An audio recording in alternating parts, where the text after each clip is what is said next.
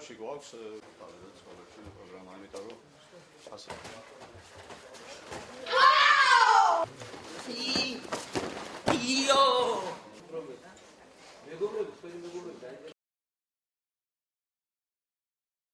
დღემდე აჭარის ფედერაცია,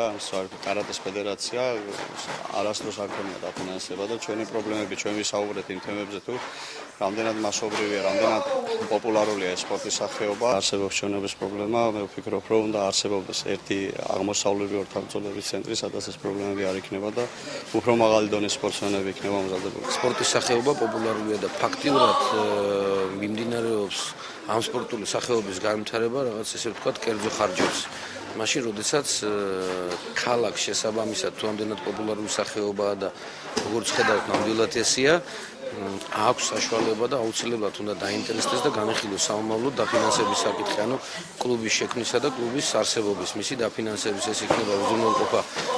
ტურნირებში მონაწილეობა, შესარჩევ ტურნირებში მონაწილეობა, ასევე უნდა შეექმნათ აუცილებლად პირობები, ვინაიდან ესეთი პოპულარული სახეობა